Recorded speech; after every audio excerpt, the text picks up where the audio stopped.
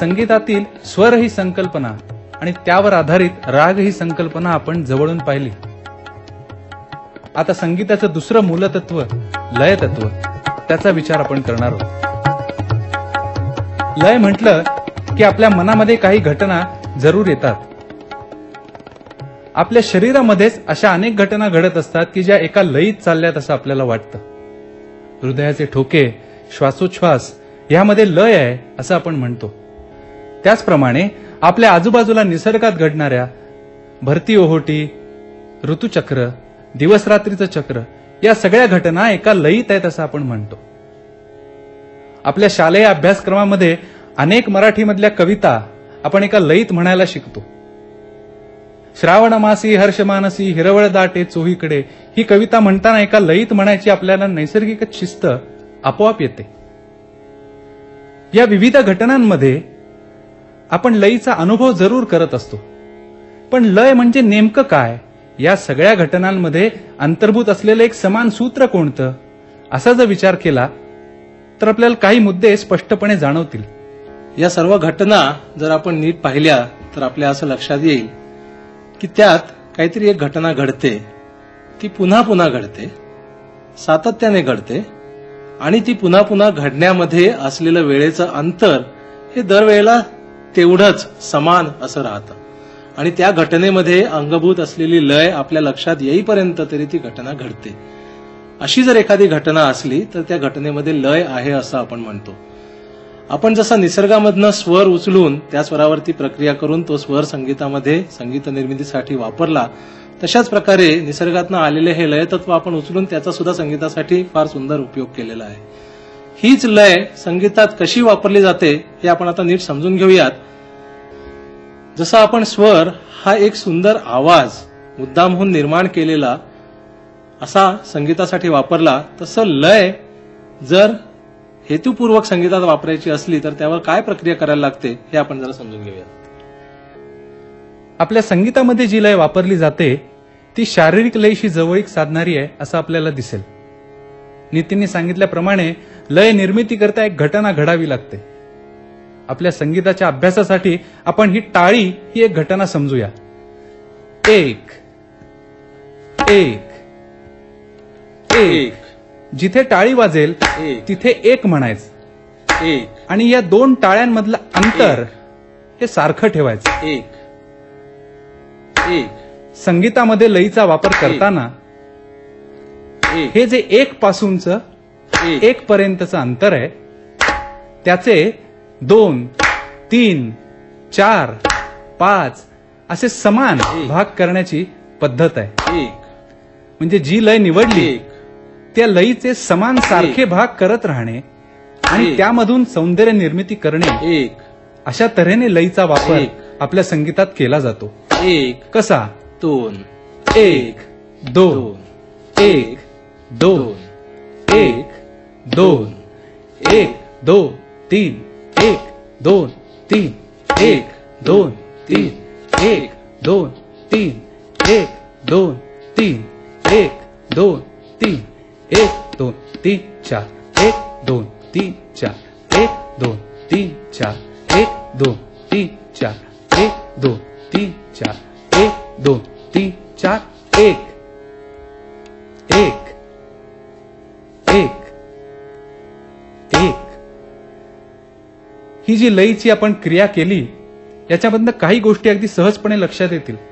एक म्हणजे अशा तऱ्हेने टाळीवर एक लय सातत्याने पकडून ठेवणं हे अतिशय कठीण काम आहे. त्यामुळे आपल्या संगीताच्या परिभाषेत त्याला लय पेलणं असं म्हणतात. ती एक सांगीतिक जबाबदारी मानलेली आहे. ही लय आपल्या संगीतात लय म्हणून तशी काही वापरली जात नाही, तर त्यावर काहीतरी प्रक्रिया करून ताल अशी संकल्पना आपल्याकडे वापरली जाते. हे थोडंसं आपण जसं स्वराचा राग निर्माण केला तसंच आहे. आपण मगाशी पाहिलं की एका ठराविक क्रमाने पडणाऱ्या टाळ्या आपल्याला लय देतात. आता या टाळ्या अखंडितपणे मी जर सुरू ठेवल्या तर त्यात लय आहे हे निश्चित, पण आपल्याकडे काही असे टाळी वाजवून त्याच्यावरती गाण्याची मांडणी केली जात नाही. आपण काय करतो तर काही टाळ्यांची संख्या आधी निश्चित करतो, काही ठोक्यांची संख्या आधी निश्चित करतो. ही संख्या तुम्ही निवडाल तशी असते. ही संख्या जर 16 धरली तर जो काय ताल निर्माण होईल त्याला आपण त्रिताल असं म्हणू. म्हणजे 16 ठोके झाले की 17व्या ठोक्याला 17 न म्हणता आपण 1 म्हणायचंय. म्हणजे 1 2 3 4 13 14 15 16 आणि पुन्हा 1 2 3 पुन्हा 1 असं 16 झाल्यानंतर 1 16 झाल्यानंतर 1 असं झाल्यामुळे अखंडितपणे जाणारी जी टाळी आहे त्याऐवजी आपल्याला 16 टाळ्यांचं एक चक्र म्हणजे एक आवर्तन मिळेल. अशा आवर्तनाला आपण आता 16 टाळ्यांचा न म्हणता 16 मात्रांचा ताल म्हणणार आहोत. या तालाचं नाव आहे त्रिताल. तालवादन तबल्यावर ज्या भाषेमध्ये केलं जातं त्या तबल्याच्या भाषेचा परिचय आपण करून घेऊया. तबल्याचे 2 भाग असतात. उजव्या हाताला तबलजीचा जो असतो त्याला तबला असं म्हणतात आणि डाव्या हाताला असतो त्याला डग्गा किंवा बाया म्हणतात. ह्या 2 वाद्यांवर विविध ठिकाणी आघात करून नादाक्षर निर्माण केली जातात. ती कोणती ते आपण एक एक नादाक्षर ऐकूया आणि तबल्यावर ते कसं वाजतं तेही पाहूया. धा, धिन, ता, तिन, तिट, तिरकिट, धीर धीर, धागेन, धात्रक, क्रान यासारखी अनेक अक्षरं तबल्याच्या भाषेमध्ये वापरली जातात. ज्या 16 मात्रांच्या आवर्तनाची सुरुवात आपण केली होती त्यातल्या प्रत्येक ठोक्याला एक एक नादाक्षर देऊन ते आवर्तन धा धिन धिन धा, धा धिन धिन धा, धा तिन तिन ता, ता धिन धिन धा या तऱ्हेने आपल्याला ऐकायला येतं. ते तबल्यावर कसं वाजतं तेही आपण पाहूया.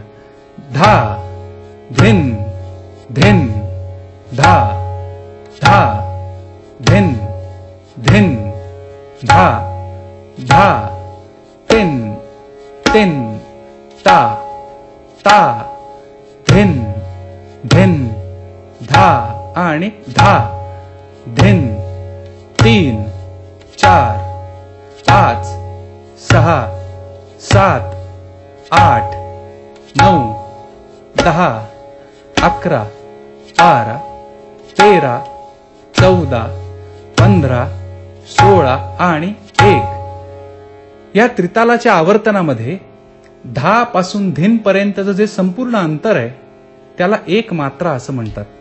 मात्रा हे कालमापनाचं परिमाण मानलं जातं.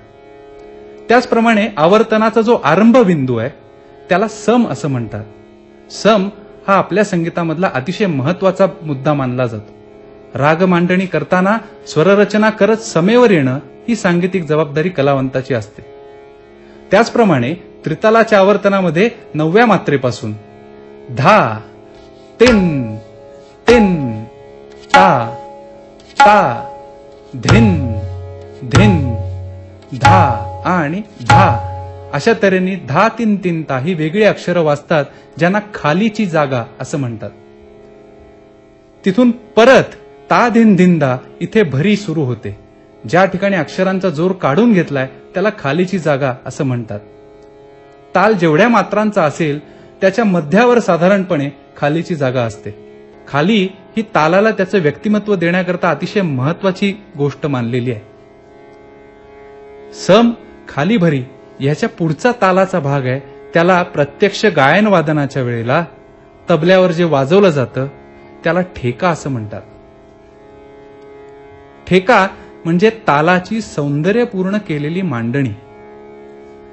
फक्त धा धिन धिन धा, धा धिन धिन धा, धा तिन तिन ता, ता धिन धिन धा अशा तऱ्हेने हा ठेका न वाचता धा आणि धिन मधलं अंतर काही सौंदर्यपूर्ण अक्षरांनी भरून काढत त्याला एक व्यक्तिमत्व देत हा संपूर्ण 16 मात्रांचा प्रवास आपण करतो. कसा? धा धिन धिन धिन धा, धा धिन धिन धिन धा, धागे तिन तिन तिन ता, ता त्रक धिन धिन धा, पुन्हा धा धिन धिन धिन धा, धागे धिन धिन धा. गायन वादनामध्ये साथी करता हा ठेका वाजवला जातो. तालाच्या या 16 मात्रांच्या आवर्तनामध्ये एक मात्रा म्हणजे काय, तर 10 पासून धीन पर्यंतचं संपूर्ण अंतर म्हणजे एक मात्रा. मात्रा हे तालाच्या कालमापनाचं परिमाण आहे, युनिट आहे. 16 मात्रांचा 3 ताल आपण पाहिला. ही मात्रा संख्या जर बदलली, म्हणजे 16च्या ऐवजी 12 किंवा 10 किंवा इतर काहीतरी आकडा जर घेतला तर आपल्याला वेगळा ताल मिळणार आहे. आपण 16च्या ऐवजी जर 12 अशी मात्रा संख्या निवडली आणि त्या 12 मात्रांच्यासाठी वेगवेगळी नादाक्षरं तबल्यावरची वापरली तर आपल्याला एक ताल असा ताल मिळणार आहे. तो आपण तबल्यावरती ऐकूयात.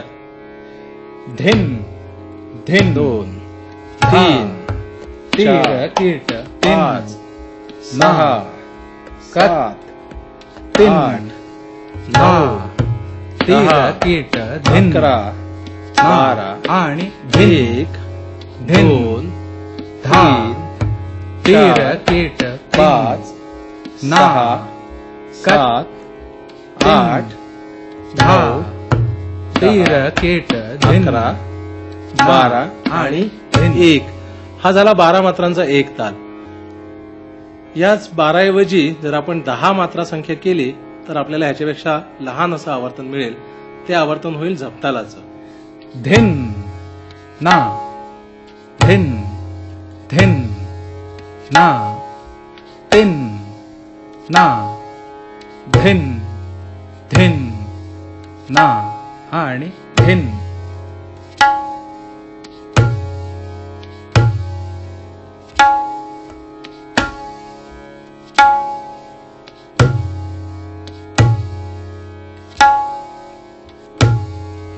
ह्याच्यापेक्षा छोटं आवर्तन आपल्याला मिळेल रूपक अशा तालाचं, ज्याच्यामध्ये आहेत फक्त 7 मात्रा.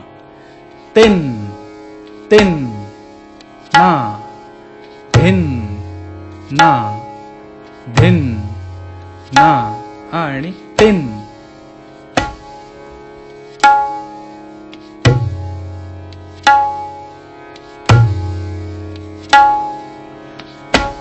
अशा प्रकारे वेगवेगळ्या मात्रा संख्या वापरून केलेले वेगवेगळे ताल आपल्या संगीतामध्ये गायनाच्या साथीसाठी वापरले जातात.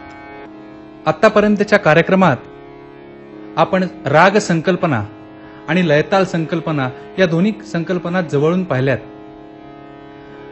या दोन्ही संकल्पनांचा उपयोग आपल्याला प्रत्यक्ष रागमांडणी कशी केली जाते हे समजून घेताना होणार आहे. प्रत्यक्ष सादरीकरणामध्ये ताल 3 लयीमध्ये वाजवला जातो, विलंबित, मध्य आणि द्रुत. एकाच रागातल्या त्रितालामधल्या विलंबित, मध्य आणि द्रुत या 3 लयीतल्या 3 रचना आपण आता ऐकूया, म्हणजे हा मुद्दा अगदी सहज स्पष्ट होईल. राग आहे राग तोडी. आ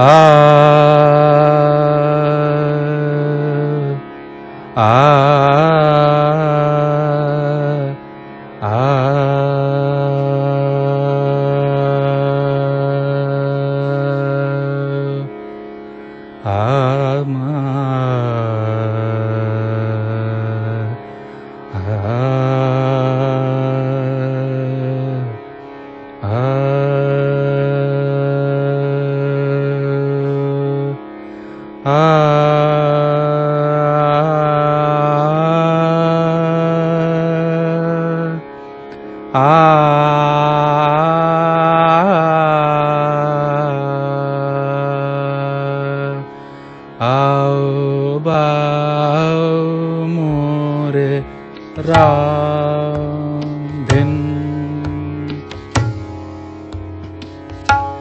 राव मारे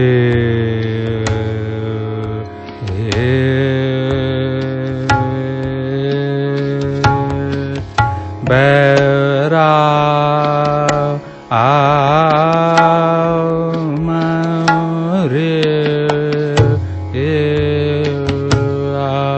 बाओ मोरे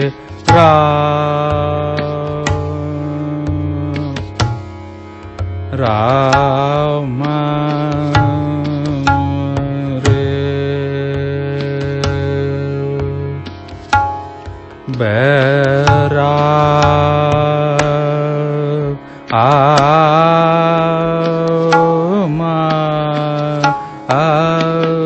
रे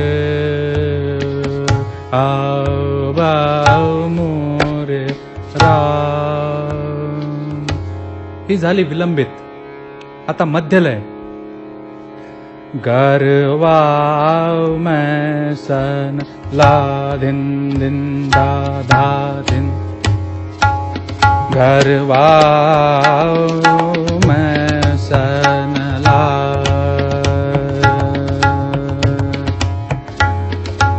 लागे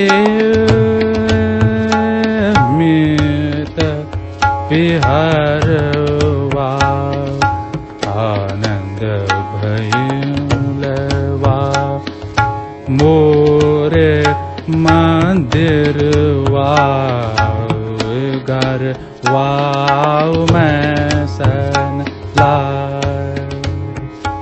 ही झाली मध्यलय. द्रुतलय.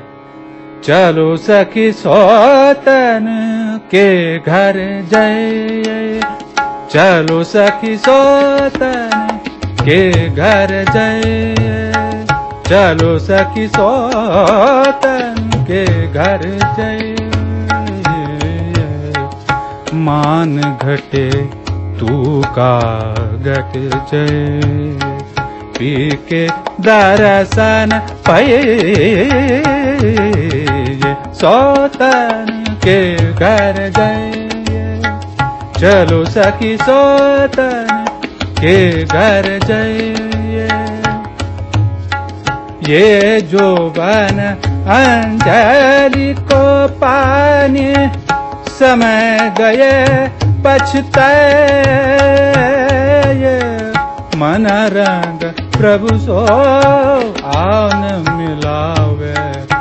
तन की तपत बुझे सोतन के घर जय. चलो सखी सोतन के घर जय.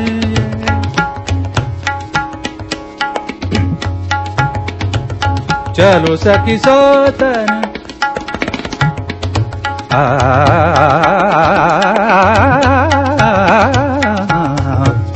सोतन के घर जय.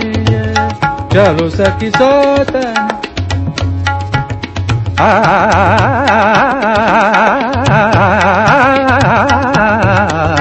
सोतन के घर जय. चलो सखी सोतन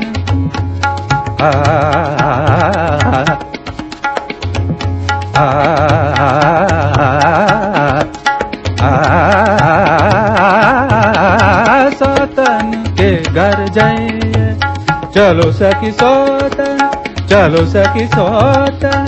चलो सखी सोतन के घर जय.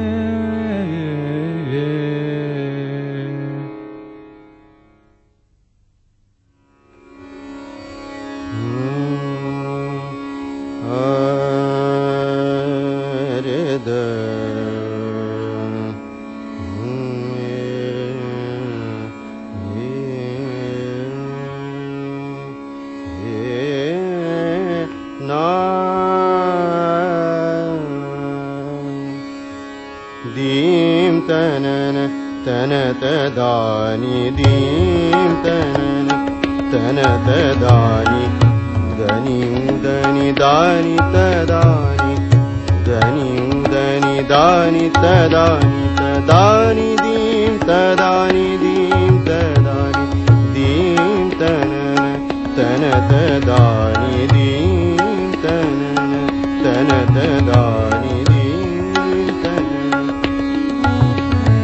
يلالي يلالي يلايالي يلالي يلالي يلايالي ديم ديم تارداني ديم ديم تارداني يلالي يلالي يلايالي درس ديها بنواري سغري رنني دغواي سغري رنني गवाई धा कीर्तक धूम कीर्तक कीर्तक देता गजगन तदानी दीम तदानी दीम तदानी दीम तन तन तदानी दीम तन दीम तन दीम तन तन तदानी दीम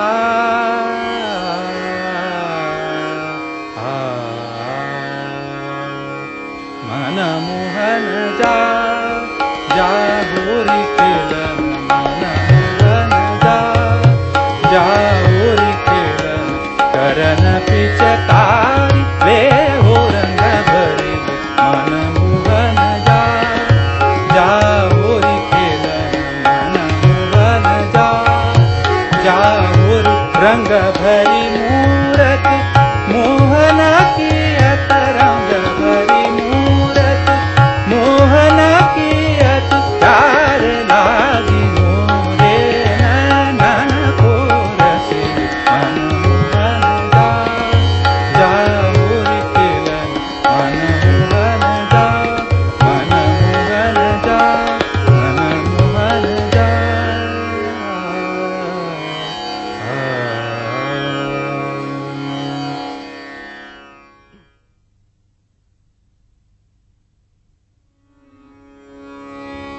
ये ना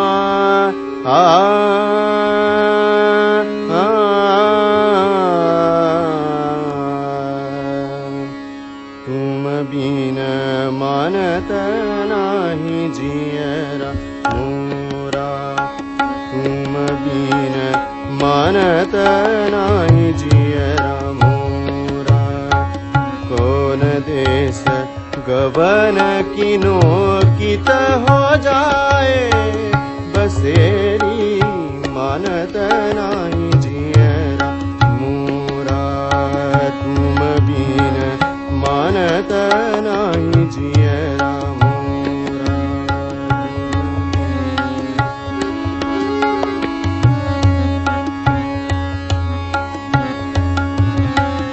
तीन संग करत हो रंग रलिया प्राण कीन संग करत हो रंग रलिया